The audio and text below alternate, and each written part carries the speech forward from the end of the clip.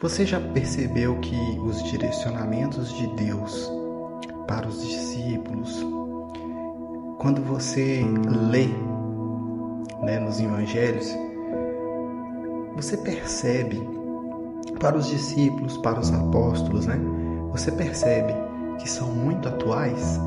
A Bíblia, ela é toda atual, mas você percebe que os direcionamentos de Jesus, quando a gente lê, medita, e reflete sobre ele, você fala, nossa, parece que está falando da minha vida.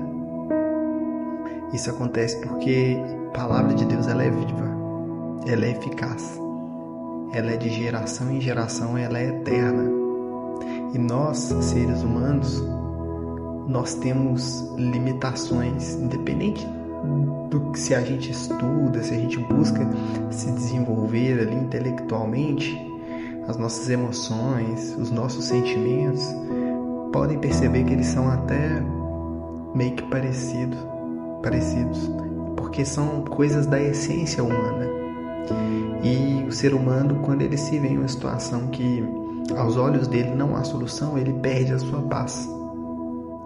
E uma vida sem paz é uma vida de perturbação, uma vida de desespero o tempo todo. E a palavra de Deus, ela nos revela uma fonte de paz.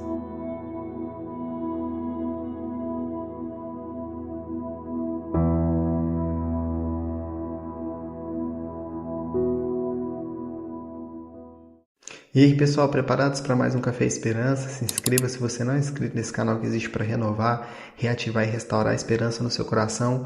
Enquanto eu não te encontro presencialmente para te servir um cafezinho e entregar uma palavra de esperança impressa, eu te entrego uma palavra de esperança aqui nas redes sociais. E hoje nós leremos 1 João, no capítulo 16, no versículo 33, que assim diz a palavra de Deus. Tenho-vos dito isto, para que em mim tenhais paz. No mundo tereis aflições, mas tende bom ânimo, eu venci o mundo. Quem é Jesus? Ele se apresenta de várias formas, mas ele se apresenta como a luz do mundo, ele se apresenta como o Salvador, como a verdade, o caminho, a vida. E aqui ele se apresenta como fonte de paz. Porque você pode passar por momentos em que você sente a sua paz, que a sua paz está se esvaindo, está acabando. Deita e não consegue dormir. O tempo todo com a sensação do desespero, de que vai dar errado. O tempo todo se sentindo perturbada. Porque sentimos que as coisas fugiram do nosso controle, Não está no nosso controle mais. Mas quando as coisas não estão no nosso controle mais, é até uma oportunidade de se permitir viver segundo o controle de Deus. É nesse momento que nós podemos e devemos dar espaço para Ele agir. É no momento que a gente fala assim, olha, não dá mais. Eu não tenho o que fazer. Nesse momento a perturbação interna, ela pode até surgir. Mas é nesse momento que nós devemos orar e pedir para que a fonte de paz seja derramada sobre a nossa vida. Tome conta da nossa vida e inunde o nosso ser, inunde a nossa vida. E quem é a fonte de paz? Jesus. Jesus se apresenta como fonte de paz. Ele diz assim, eu tenho-vos dito isso para que em mim tenhais paz. Nele, tendo Ele como um direcionador, como Salvador, como a luz que ilumina o nosso caminho, como a verdade que nos guia, como a vida que nos alegra,